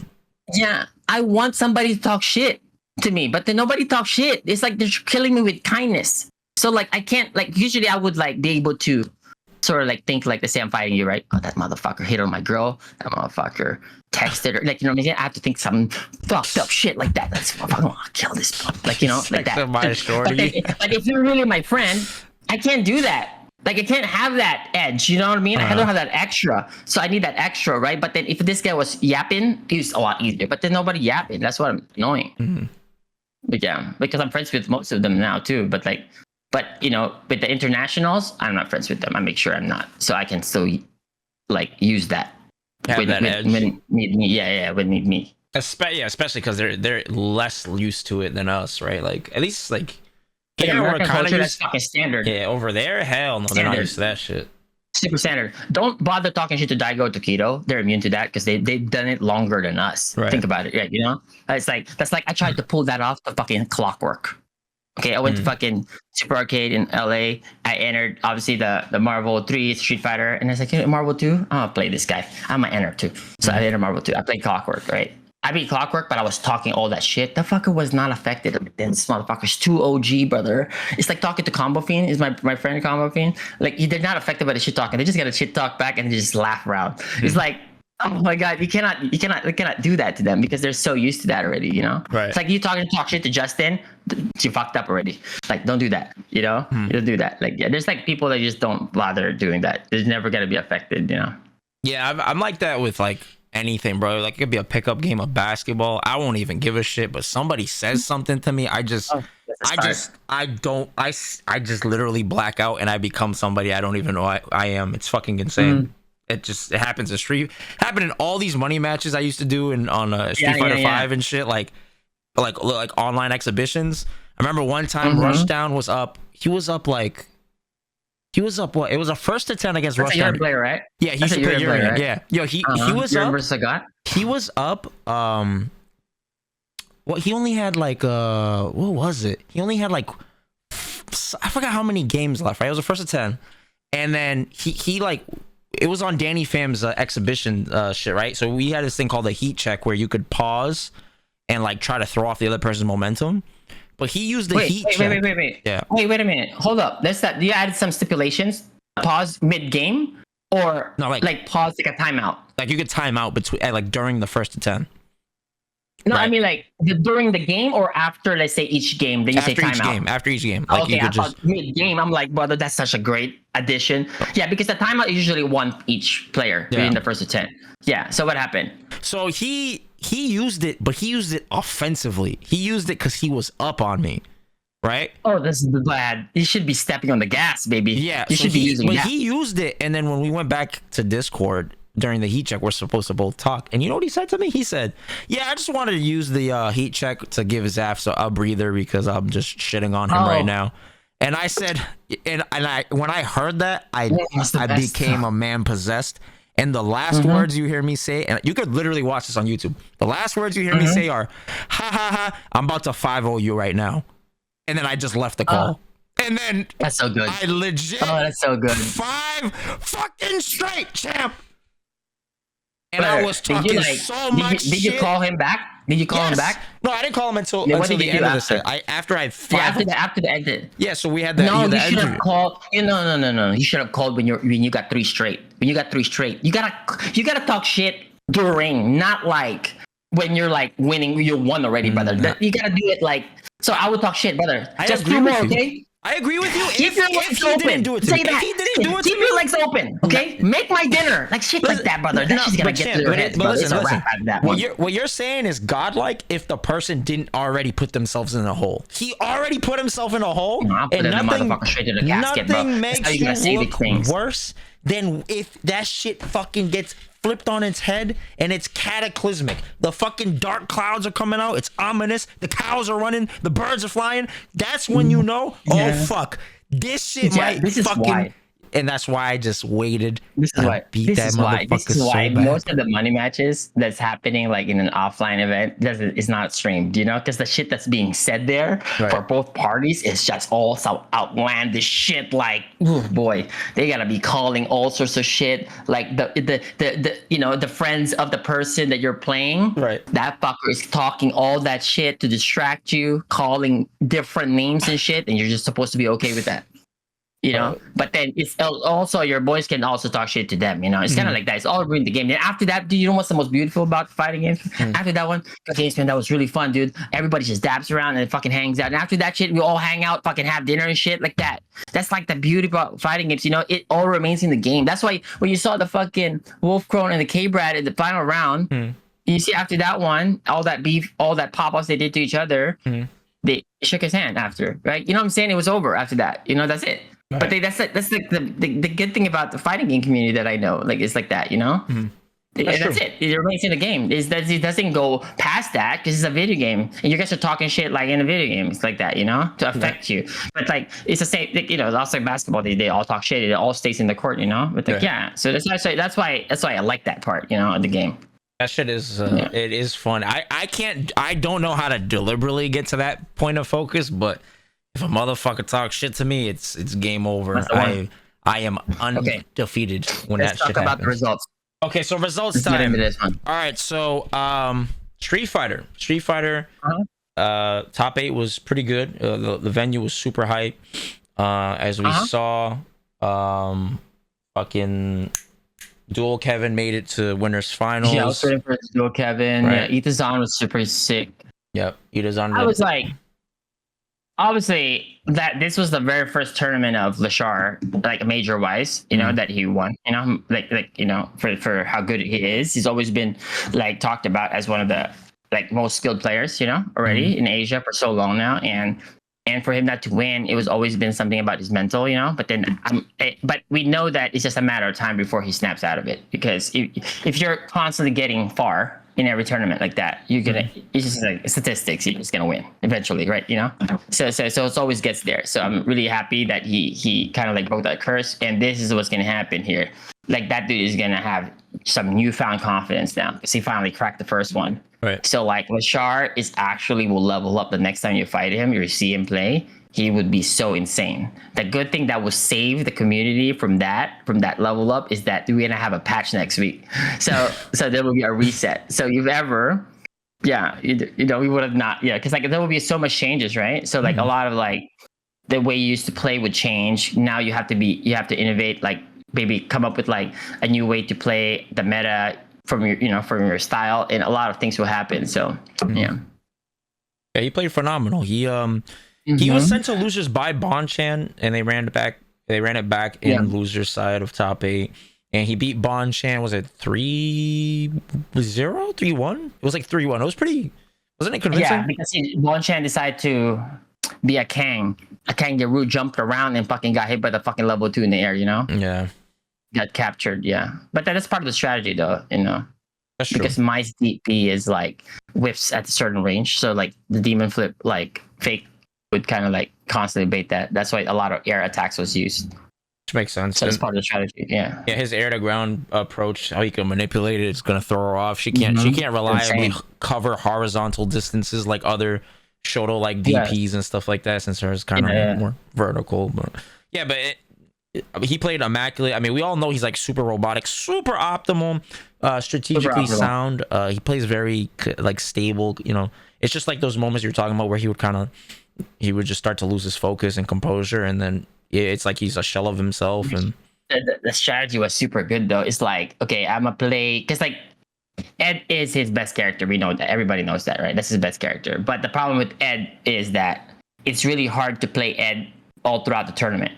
You know what I'm saying? Because it's very draining there, for instance, right? Because you have to do the level 2, the combo. There's a chance that you drop it too, right? You know, and then you have to play super reactive, and it's stick to that game plan that you're doing to be super reactive, super punishing, and still with punish and do that strategy of Ed, right? And then you're still very susceptible to a random empty jump, cross up jumps, cross up empty jump. So now if you DP cross cut, they were able to block a 10 frame DP. Like just susceptible to all of this, right? That's why he was doing dash forward when you jump cross up, he would dash forward, right? So like that's a lot of mental focus to execute. So like playing Mai for the duration of the whole tournament for the most part, and then only picking Ed in spots where he really needs to win is fucking genius strategy. Yeah, to preserve his mental, like, you know, strength in that sense, or stamina, you know. So that's a really, really, really good way, you know, to play that way. So I guess I'm glad that he found his formula, you know, because everybody would have a different formula in a sense. True. How to exit, how to get the best out of their game. So that's really happy for him. It's interesting. He plays on a mix. You seen his peripheral? It's like a It's like a keyboard on the right side. Yeah, right side. I was like, what the fuck, bro? That shit is crazy. I wonder if he has like a background in like any other genre of gaming. Oh, he played King of Fighters. He's always good. He's good. Do you know when I went to Asia, he was my very first daily training partner. Oh, that's pretty cool. All the time. Yeah, he was playing Ken and playing and Chun-Li as well. And he could play JP like everybody in Asia can play. Yeah, so I keep playing with him. Like he's really cool. And I even asked him to play with my friends as well, and he's super cool. So it's like, yeah, so he's one of those guys. Yeah, super, super strong. Yeah, he's dope. He's dope. Yeah. Yeah, I like that. So what else? Anything else? Yes, Blaz. The Ryu, right? That kid, right? So I was so happy for the kid because like he got top 8, you know, winner side. That's really good performance. Shows consistency how good he is. And obviously, like he had an off second day, you know, he was just a little bit off, right? You know, he was not able to kind of like play his game. He was a bit off that day, and that happens to every pro, right? You know, if he's momentum, he might kill everybody there, you know. But he's a bit off, so he lost 3-0, 3-0.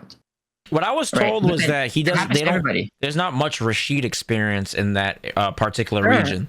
Absolutely, yeah, sure. That's a great. That's super valid. Plus, the kid who should not have a lot of matchup experience, anyways, across the board. Every matchup says specifics, right? That's why he was struggling against like, you know, certain kind of styles, like a JP for instance, Lukaku, right? Plays so different than any other JP, right? That's why he struggled for a bit, you know.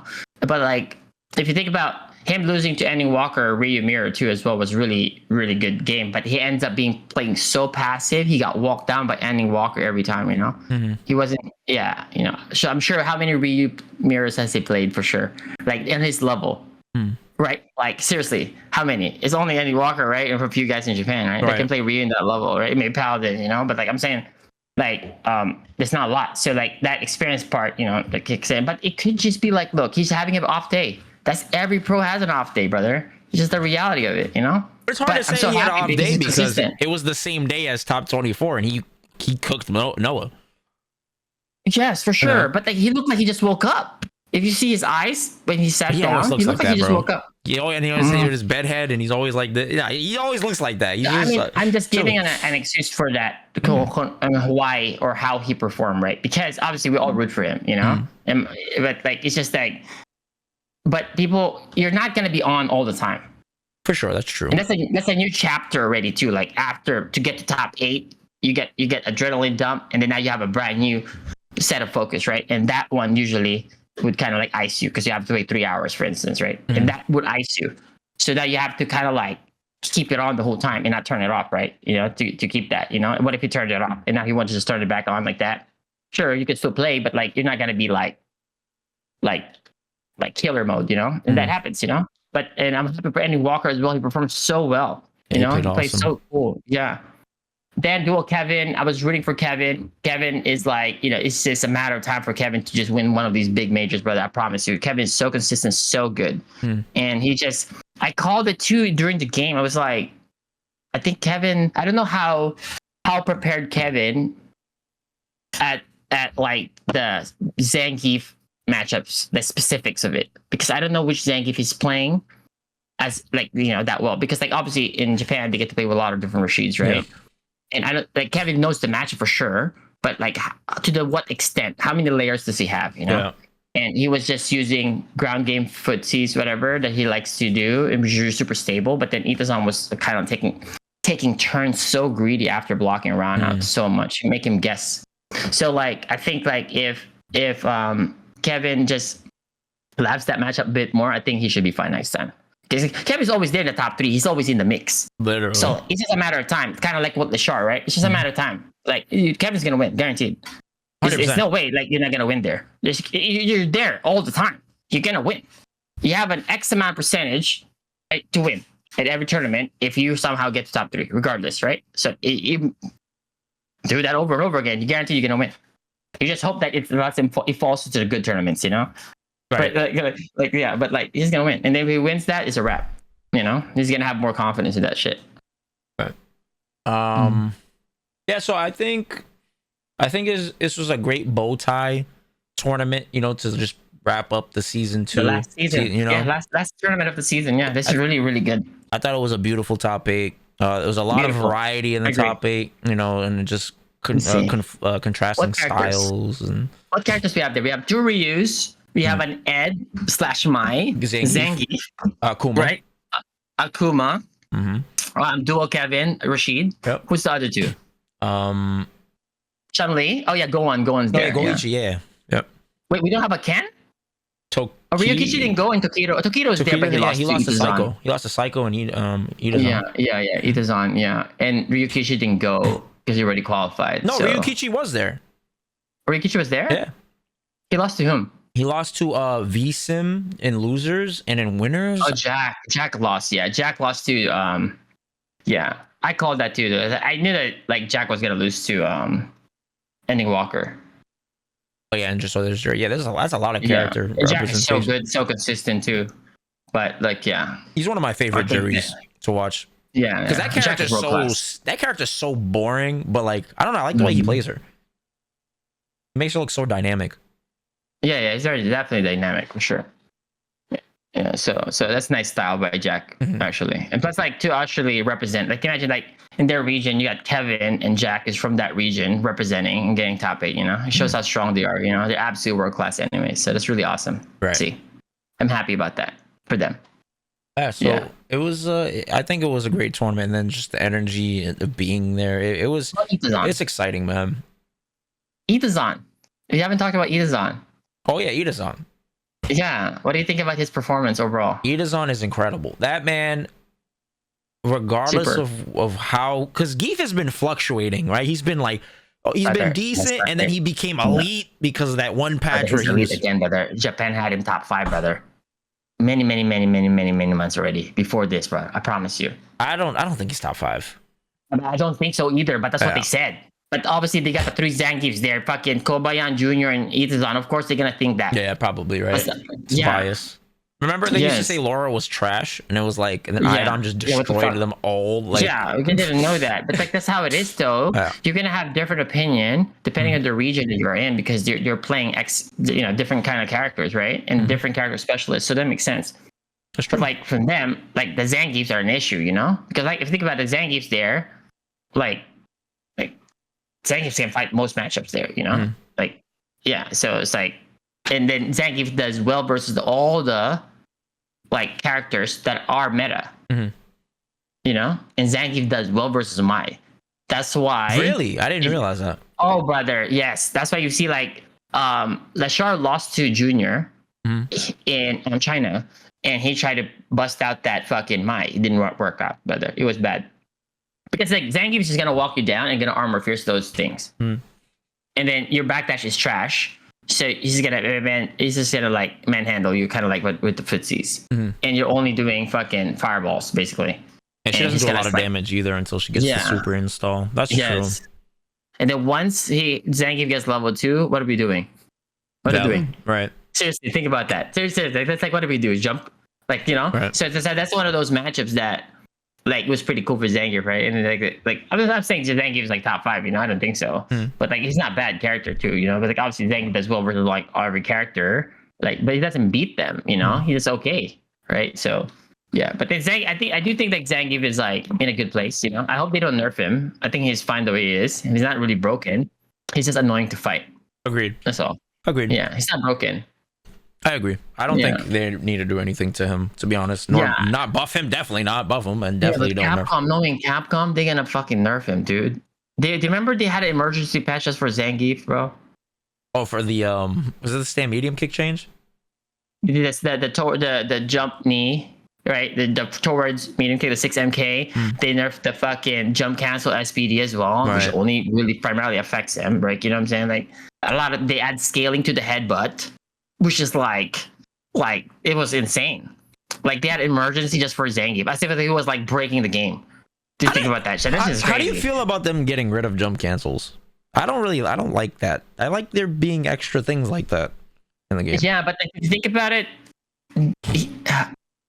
every character has a jump cancel. The thing is, it's more accessible for Lily and Zangief because they have one more frame of pre-jumps, right? So it's a lot easier to use. But like, I hope they didn't remove it because it adds more technical variety into somebody who's worked on it. So I agree with you. I mean, the more technical options are out there, I don't think it affects anything. But what happened there is that it has actually made the guessing part in the Zangief matchup a lot fucked, because now you grab him, he jump cancel SPD, you're fucked and dead, right? That's like 330, 360, whatever. It's a punish counter SPD, right? So now what are you gonna do? Strike, whatever, and now he will parry those, and now he corners you. So it becomes so like 50-50 for Zangief's defense. So his defense was so insane, and now you don't even want to pursue him anymore. You just want to hit him in neutral and then not deal with the Oki, which is becoming like traditional Zangief like strategy, like before in Street Fighter 4, right? You don't go for the Oki on Zangief because the Zangief's like SPD is like beats everything but grab, right?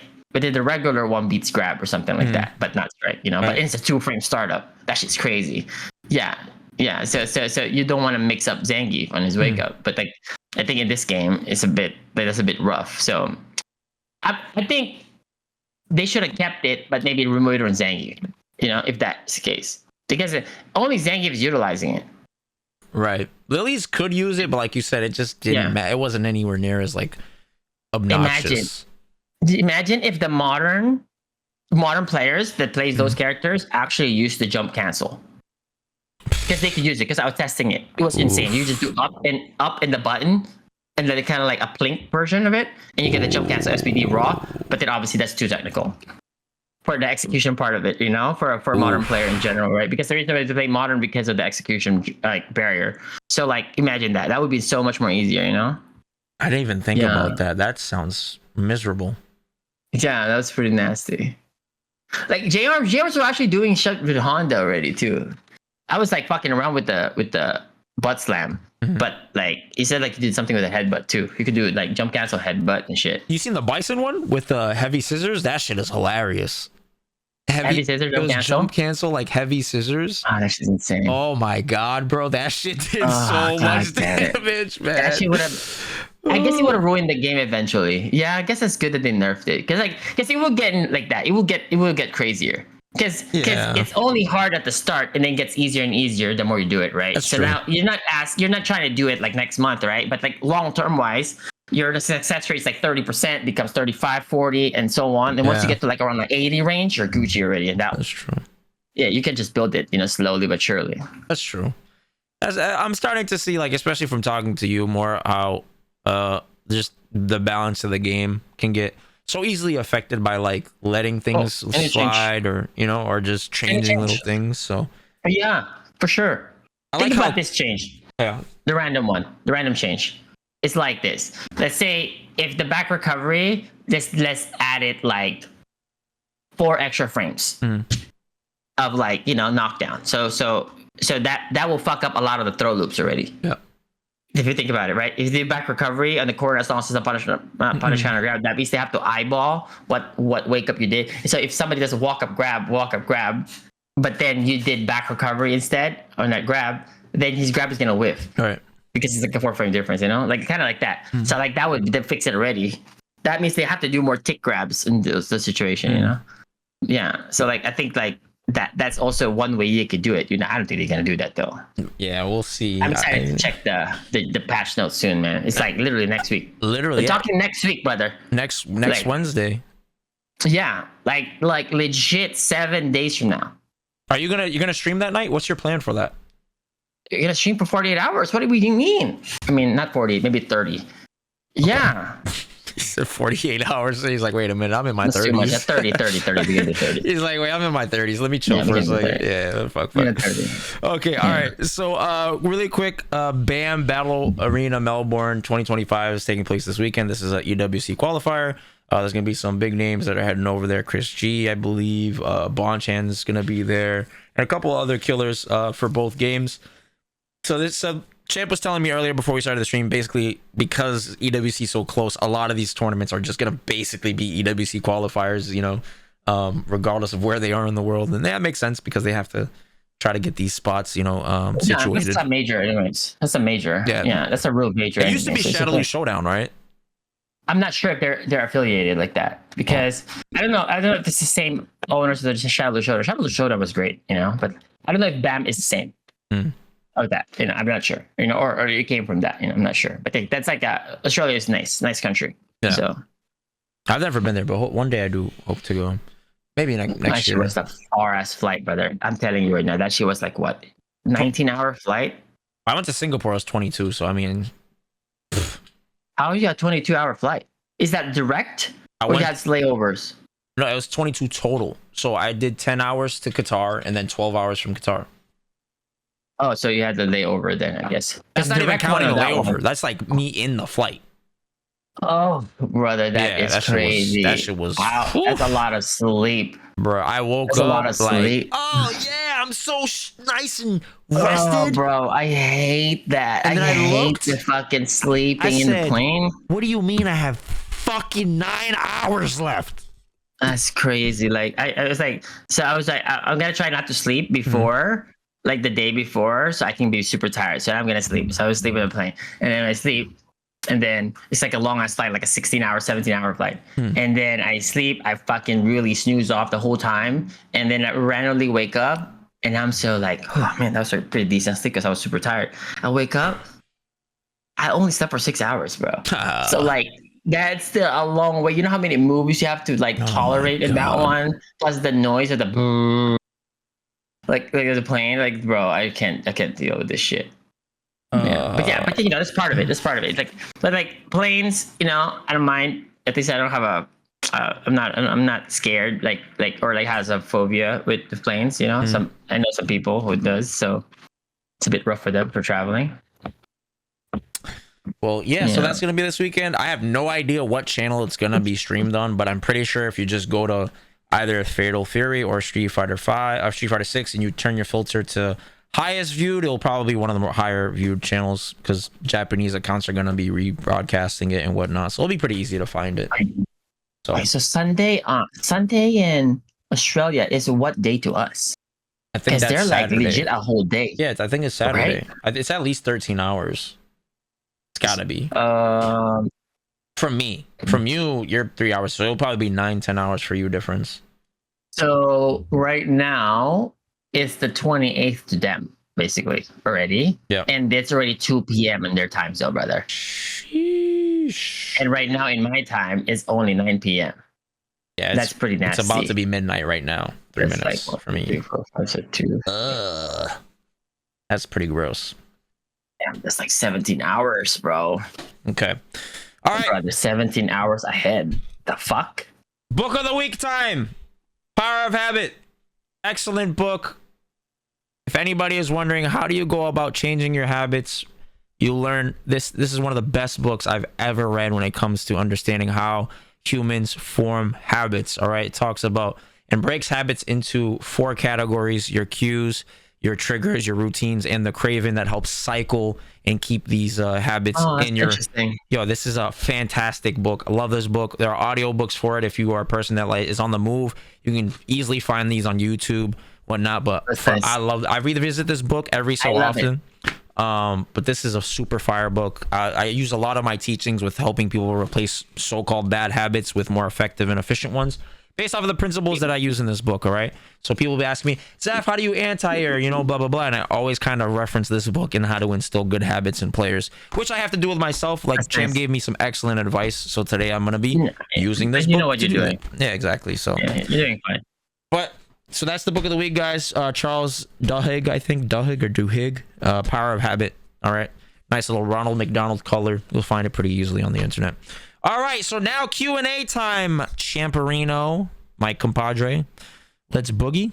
Alrighty. Oh my goodness, I love this first question. Let me start this off. What is your favorite button on a fighting game character of all time and why? And your least favorite? I can go first. You first. This is so fucking easy for me. Number one favorite button of all time is Fei Long's crouch medium punch. That shit fed families. That button was amazing. I love that. That's why you were keep throwing preemptives until now and getting whip punish. That button was fucking amazing. That's why you got babied, and I thought you had real footsies. I did, until and you went do, back to reality. fucker. But let me tell you, that button was amazing. I love that button. It just looks so cool too. Just the way Fei Long was like positioned, his animation, and just how it's just such a cool design button. And then my least favorite button, the button I absolutely fucking despise with all of my heart, is Poison's Stand Fierce in Street Fighter 5. I fucking hate it. I hated that button, bro. Oh my god, I hated that button. That button was full-blown Magic Johnson AIDS. Okay. You laugh, but that shit... No. It makes sense. That shit was fucking... That shit was a terrorist disguised as a fucking Street Fighter character. That shit was horrible. That canceled into EX... what was it? What was the EX raid? Brother. Why was that bitch like a zoner? That's just insane. She was Dawson with like Cammy like no, pressure. She's JP, brother. Don't say Dawson. Nothing like Dawson like that. That's a JP. I guess you could say because she doesn't have like a JP. She had raid. I treated raid like a button. Yeah, that's a JP/Ed. Yeah, character. Yeah, I can see that. Dawson. Yeah, definitely does. Yeah. I definitely see that. That makes sense. She does. Street Fighter 6 Ed does play like her. That makes a lot of sense. Yeah, for sure. She had the fucking JP's crouching anti. Oh my god. Anyways, your turn, champ. What was your favorite button? So my answer will be boring because like I always think like if the normal is annoying for me to deal with, that means I'm not in the right spacing. So like I just look at it as a problem that I need to solve per interaction. But like I guess my favorite normal is very boring. It would be like Dawson's 5LK in Street Fighter 4. Because that one you can make it 4LK or 5LK. You can kind of control it. And then that shit's like 3 frames or 7 frames. You get to pick. And that shit just fucking it just ships you away. So it's really insane, normal. And it can cancel the fireballs too. But like I'm saying like that's like I like that normal a lot. That's not a boring answer. That's a dope ass answer. That's a boring answer. That's fucking sick. But like I don't have a hated one, I think. But I didn't want to answer a Marvel normal because it's a Street Fighter kind of question, you know. So, no, but you go ahead. If it's a Marvel, what would it be? In Marvel, I don't know what's the most hated one. Probably like Zero's jumping pizza cutter. That shit's just stupid right there. Yeah, that's about it. Maybe if that's it. I don't think I hate that. Is that the one where he spins when he jumps? And he when he just down? presses like fierce and comes down like that. I don't really hate a normal. I guess like, that's just like if I have to say like I think if you get hit, you just get hit by it's your fault, you know. So hey, Ahmad, hi. Okay, I can. So I don't really have that. I don't really have a hate part for that. Yeah. How do you practice recognizing your own improvement? Okay, this is like a pretty insane question. First of all, for instance, okay, this is the thing in fighting games is like for the most part, okay, there will be a few exceptions to this, but like in general, if you're like this is like your first serious fighting game, you're working really hard and you never really had a fighting game background that you like took it seriously, right? So obviously you're kind of like grinding to improve to get to a certain level. Like you would not necessarily notice that you're improving because assuming you're working on the important things like to build your overall fundamentals, your game knowledge, your overall decision making, everything. You would not feel that at all because it's just like smelling your own perfume. Okay, it's the people around you that would notice and say that. Also, if you actually pay attention to your overall stat line, your win rate, etc., over time you do that. The thing is, like all of them will just drop all at once because they're like, let's simplify it. Let's say we're doing this. We're working on AA, right? For instance, like just do an anti-air, right? Okay, so just say we're working on anti-air. Well, we still need to work on playing the neutral game to make them or expect them to jump, right? Within that space, we also need to sort of manage our mental stack so we can kind of like sort of check some drive rush maybe, or maybe whiff punish maybe, right? A little bit of percentage of that one, right? So all of that. And then like getting comfortable to be proficient enough to execute it at like both sides, for instance, right? And then all of that, so technically you don't have AA yet until you have a little bits of everything of those. And then that's when you like, wow, I have AA now. Cool. And then now you get the results of that, and people around you would notice, and then you're going to see that when you're winning. But like when it comes to like, how do you practice recognizing your own improvement? I don't think you should pay attention about your own improvement. I think you should just like literally like be diligent with the work that it takes to improve at those specific skills in general. But yeah. Beautiful. Perfect. I agree with everything that you said. Oh, this is a fire question. What are the positives and negatives of being a well-known player at big events like Combo Breaker, Evo, and the like? How is it different from when you first started going to them? I can tell you that. So compared to when I first went, it was advantages. What's the advantage? Like I can't think about an advantage. Well, I can tell you the advantages, but let me start off with the differences. Tell me yours. Right? Tell me yours. So when I first went, obviously I didn't know anybody, right? So I'm a social butterfly. It's very easy for me to just talk to people. I remember talking to you. Everybody. I talked to you when I first didn't even know you, right? Yeah. Friends for everybody. Yeah, it's pretty easy to do that. So that wasn't like too crazy. But now it's very different because people approach me. Like this weekend, I took so many more pictures than I ever took, nice. And then that's nice. And people saying, yeah, fuck that Nintendo bot, and I was like, yeah, yo, fuck that, you know what I'm saying? Okay. But it's been pretty dope. Just I've been able to talk to so many people. The downside is it's so many people, so it can get like not overwhelming, but it's hard to have like quality conversations with everybody because you're only human. You're gonna get tired. Remember every conversation. Yeah, that's true. Quality conversation goes away. Yeah, in general, because there's so many people to kind of like to have that casual conversation. Like to be Like I usually I'd be like 90% with remembering names. Now it's like 60% because it's so I'm talking to hundreds of people now a fucking day, not even a weekend. I can see that. Yeah, for sure. So I mean, that's pretty good experience, bro. Yeah, but then as far as the positive, right, is like you get to talk to more people, right? You get to talk to more people. You get to connect with more people. You just. It's just I feel like every time I go to an event like that, I'm not only getting more people to my platform, but I'm making more friendships with other people through my platform. Nice. That's nice. Yeah, so it's pretty cool to see people intermingling through. Like I don't think. Okay, first of all, it's like I'm saying this coming from like when I first started going to fighting games. I always made friends when I was like relatively new.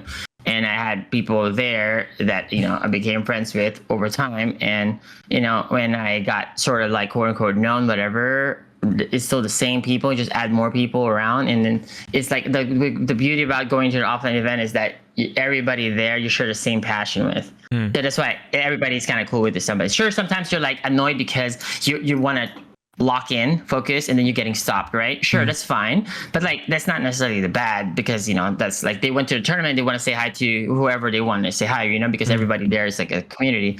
But like when it comes to the positives, I guess the positives would be like you message Tio. I didn't register, I forgot actually, because I registered in these two tournaments. That was Can you please put me in the bracket like that? So when it comes to benefits, I guess that's the only thing I can think of is that you can use that. Like, brother, look, seriously, I registered to these all the tournaments, bro. I missed this because it's conflicted to this one. Yeah.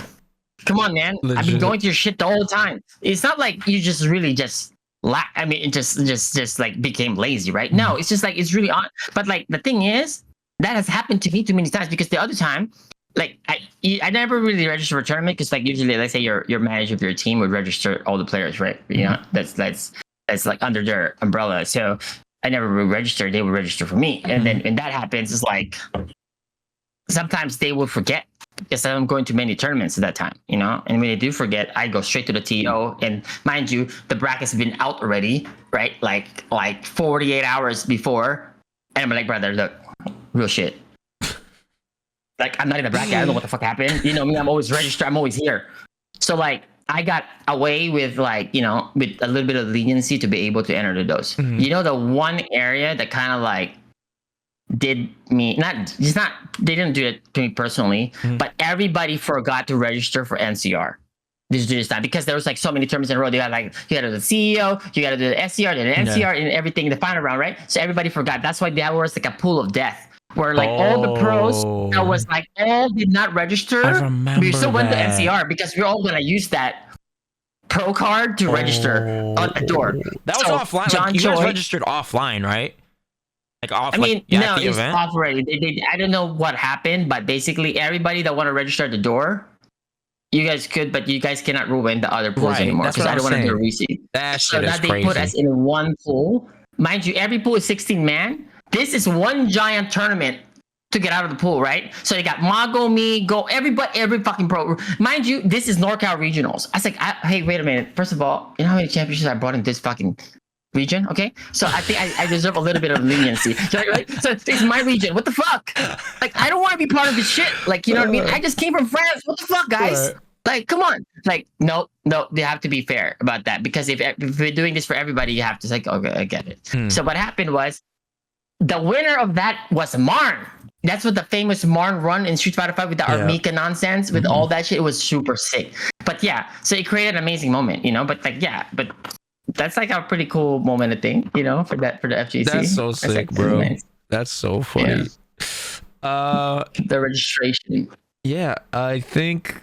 Oh, you get free stuff too. You get free sticks and stuff. That's nice. Free controllers for life. That's pretty good. Cool. So yeah, that was 3 questions. I think we could just wrap it up, Mr. Champ. Wait, that's you got 2 there. I haven't got 1. I only got 1 question. Oh, we just did 3. Didn't we just do 3? I swear we just did 3. You picked 2 though, but you're the one who got bodied by Takamura. I should be the one who got to pick the 2 fucking questions. Listen, okay. Actually, you know what? Let's move on from this, brother. Actually, let's not talk about the negativity of this. Okay? Sometimes I slip up, you know? Sometimes it slips, you know what I mean? I don't really mean it, but it does happen, you know? It happens. I want to pick 2. What episode is this? I think episode 6. Okay. We've been 6 episodes deep. And you know around this time what happens when you start talking a little crazy, right? What is crazy? Am I lying? Did you not Champ, get? You know what happens around this time of the episode when you talk a little crazy, right? Oh yeah. Don't end the episode. Don't end it. Don't end it in a good note. Don't just end it and leave, bro. That's very rude. You keep ending the fucking podcast very rude every time. Don't do that. Seriously, end it correctly, brother. Come on. Okay. Just say bye to everybody. Come on, please. I'll help you, CEO. Just stop, okay? You're gonna do good. If you end it, that's your choice, brother. Oh, he ended me. I hate him. I hate him. I hate this guy. I hate Zaf, guys. I'm gonna end him.